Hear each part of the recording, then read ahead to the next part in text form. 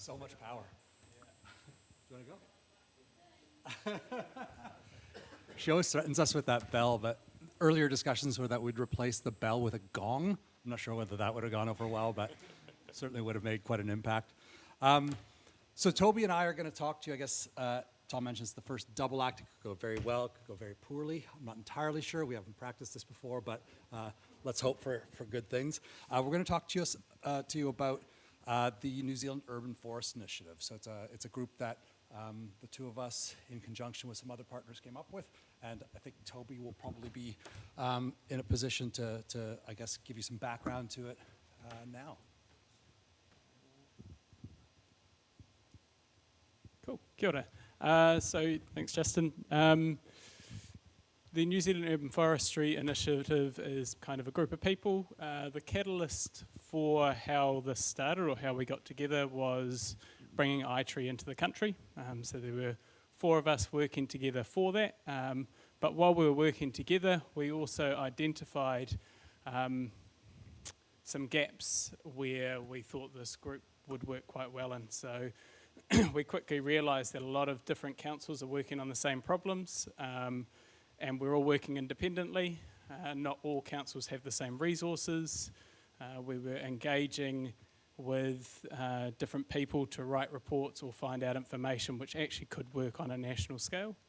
So we realised there's a gap there and something that we could work together with.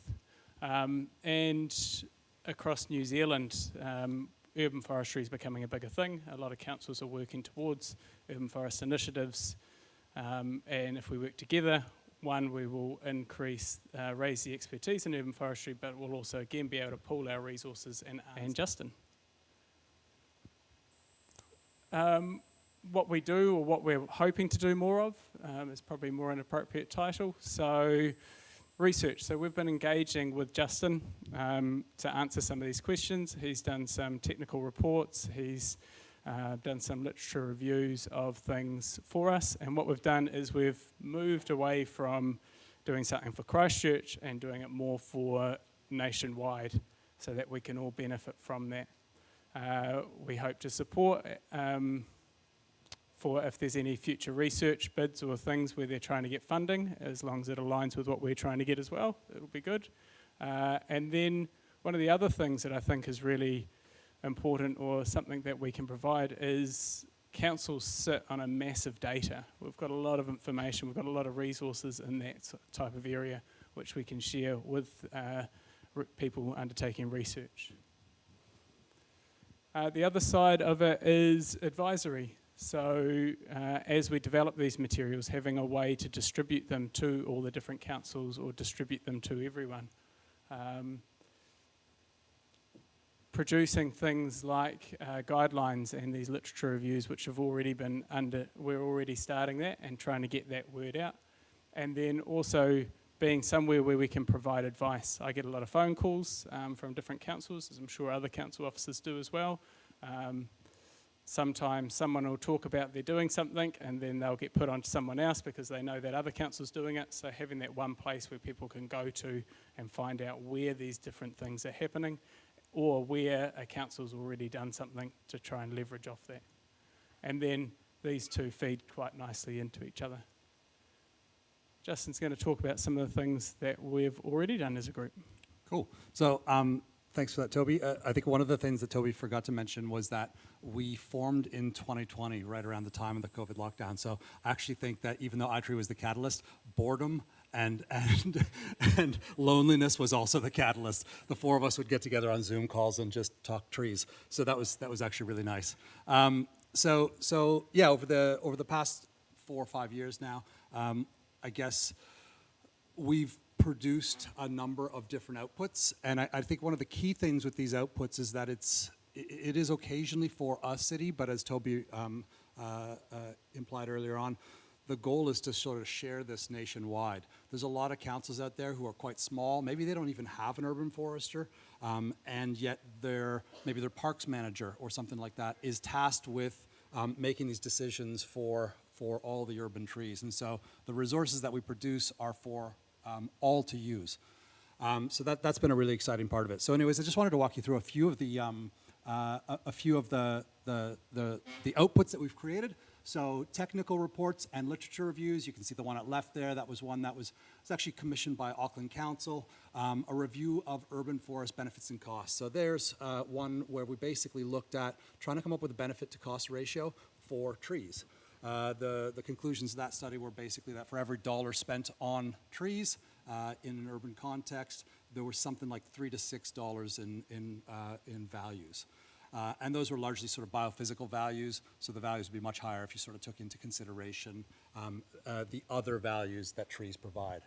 The report at right looked at urban forest canopy cover and trying to understand what an appropriate value is for our cities. So I know that one of the challenges for many of the city arborists, many of the city foresters, is the question of what should our canopy cover target be. So that report looked at sort of the values around the world and helped councils inform their decisions on what value they should set as a target. We also provided sort of advice to one another on various urban forest plans. So there are a couple of active urban forest plans in the country at the moment. There's the Christchurch example here, and then there's the Auckland Urban Ngāhere Strategy. So our group was able to provide advice for these types of plans. We also have been involved in reviewing and facilitating professional development workshops. So the example that I give here at right was a workshop that we didn't produce, but we were asked to review. So we reviewed a workshop on construction around trees, and then that workshop was delivered around the country. And finally, the catalyst, this was the iTree project. This was quite an important one. So iTree, for those of you not in the know, is a piece of American software developed by the USDA Forest Service that uses measurements of tree structure to model the benefits provided by those trees, things like air quality, carbon sequestration storage, avoided runoff, energy impacts, and then it assigns a financial value to those benefits as well. So that was a very popular piece of software globally. We didn't have access to it in New Zealand, and just talks with a variety of different urban forest managers yielded, I guess, the common desire to have a New Zealand version of that. So we worked over a number of years with the U.S. Forest Service and Davey Tree, a large tree care company in the U.S., to create a New Zealand version of iTree and get it here. So it's now freely available for anyone in the country to use. There are more local versions. There's a version called MyTree, which is a really exciting little piece of software for anybody to use. So I'd encourage you to look that one up. So that was basically sort of the types of projects that we've done so far. So where to from here? We, like I said, there's only 4 of us at the moment. We would like to collaborate more. We'd like to involve more people. We'd like to keep on going because it seems to be quite effective. There's a lot of like-minded people all working towards things. So we'd like to involve more people. We'd like to involve more organisations, and we'd like to network more and collaborate more through this group as well. That's it. Perfect. Beautiful.